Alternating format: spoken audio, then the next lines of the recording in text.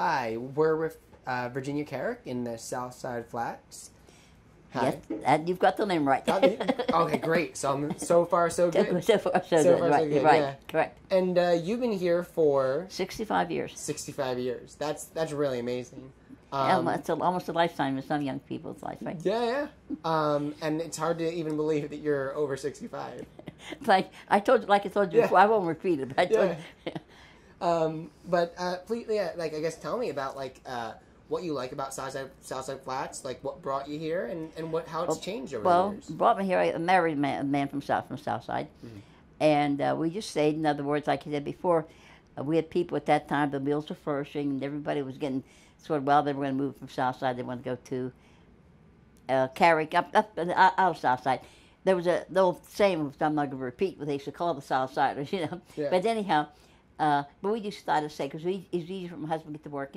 And like he said, this we could afford. Yeah. You know, we don't have to worry about a mortgage and all that. So little by little, when we got the house, we just added as we went along with the furnace and the bathroom and all that. Yeah. And then we just stayed. That's all. We just liked it. We stayed. And at that time, we had the alley or the street I lived in.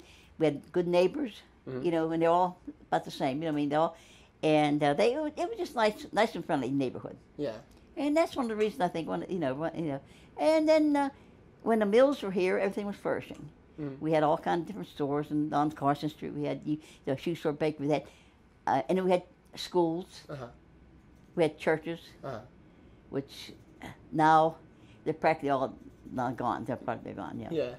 Matter of fact, we only have one school, an elementary school. And we had 7 Catholic churches, and there's two are still existing. 2 in the flats. In the flats. In the flats. Okay. But the ones in the slopes, they had the one up. Well, they had I say you could consider the monastery in the slopes and St. Joseph. They were up, you know. They're gone too. So we have 2 churches, 2 Catholic on the flats. On the flats. Okay. And that's it. Yeah.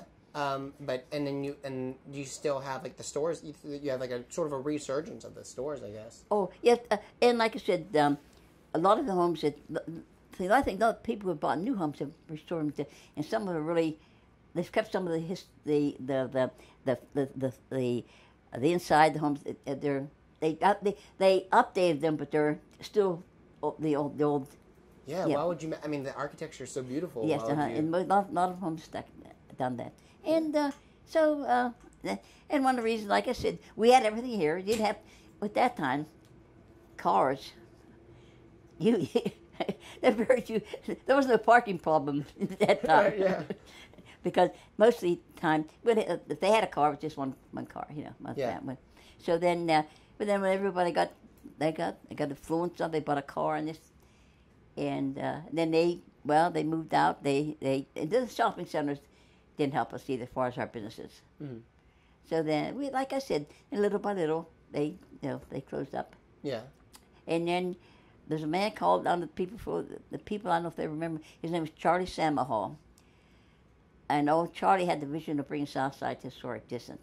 Charlie died, I'd say 35 years ago. I don't remember, but he had the vision of what Southside could be like. Yeah. And I guess he started. Then we had different organizations that picked up, the LDC Corporation. Well, they're gone now because they said that we didn't need them anymore because their work was done here. The LDC? LDC, Local Development Corporation. Oh, yeah.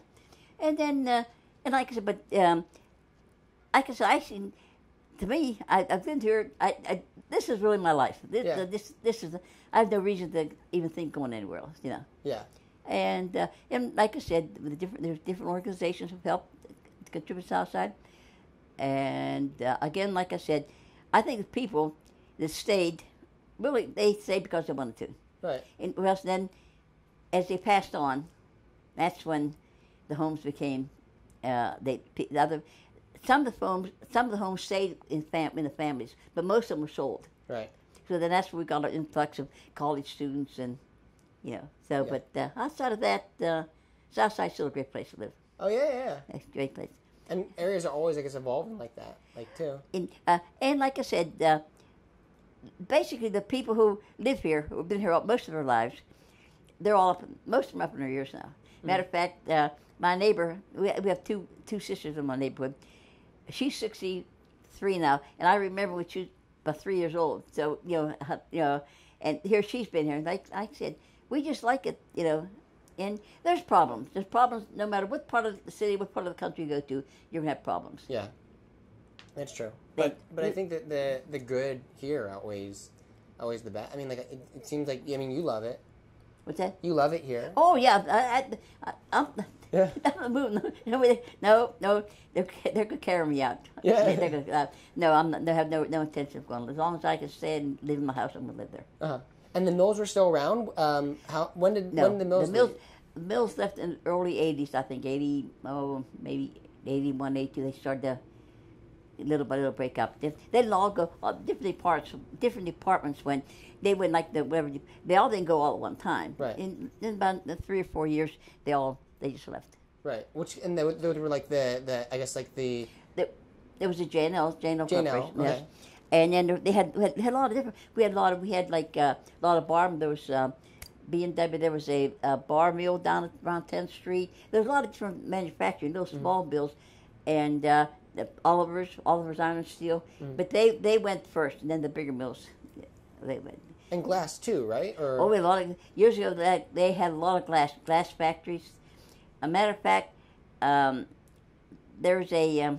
No, there's not. There used to be there's a place on 17th Street that was a glass factory, but now there's nothing. They're gone. Just like there used to be an ice house down there. Uh-huh. That's ice, in the summertime. Yeah. But now, like I said, modern technology has taken a lot of that away. Yeah. Well, there's no need for an ice house anymore. No, that's what I said. That's one. And or ice trucks. Right. Yeah. Yes, you used to have the ice truck. You come around. You used to have we call them hucksters. Used to bring fruit. Uh-huh. Every Saturday, a huckster would come through the street and sell fruit. In a truck? In a truck. Oh, that's great. Yeah. Right. And, but there's always a need for the stores. There's always a need like fruit stores and all, And then, I don't know, John Eagles, the first chain store came about 1968, 69, something like that. Uh-huh.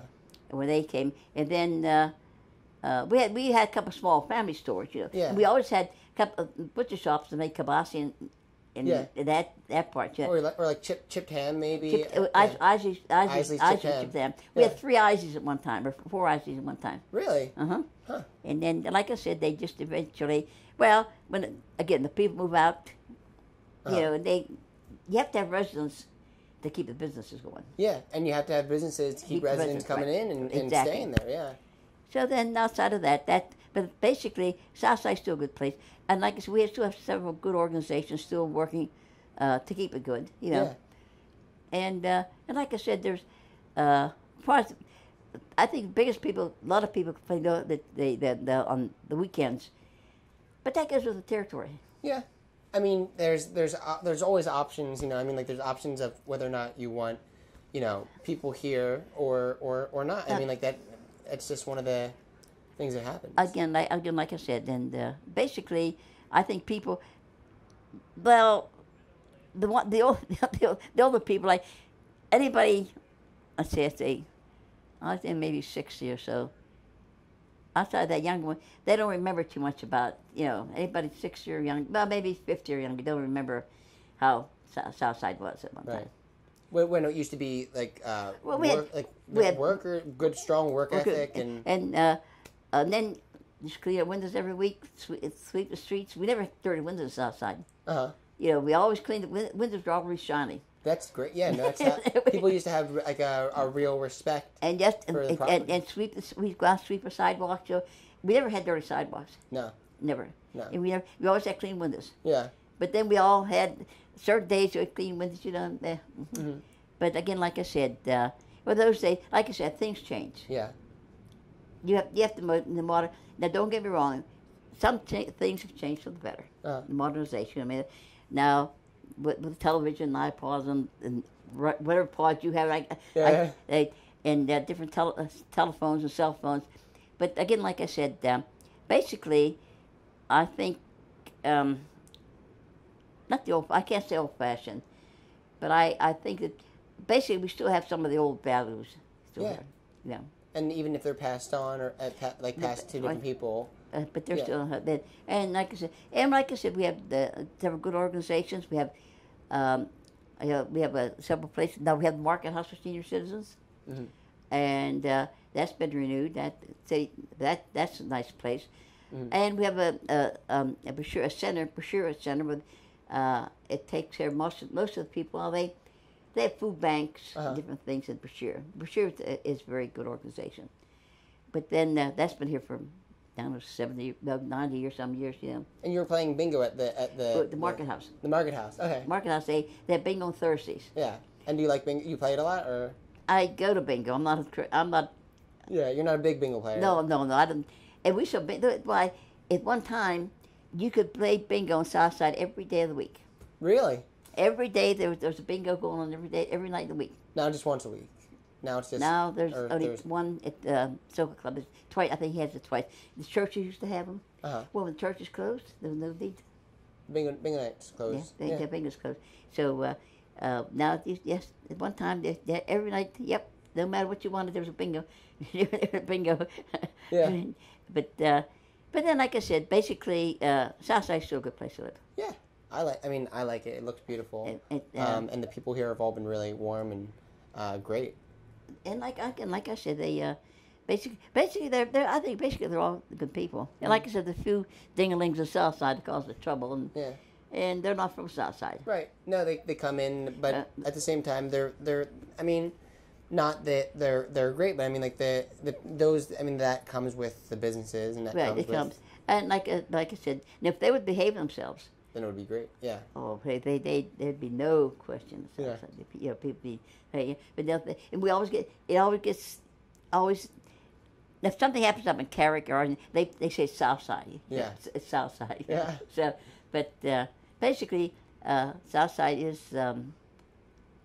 like I said. Basically, it's a nice place to live, and I'll be here for not another 65 years, but I'll be here another, hopefully, a few more years. Hopefully another 65 years. Yeah. Well, thanks for being on the show, and you've been really great to talk to. I'm glad it did, and I'm glad to be here. I'm glad, and like I said, just to say, Southside is a fine place to live. Yeah, I agree. Okay? Yeah, thank you. You're welcome. Cool. Thanks.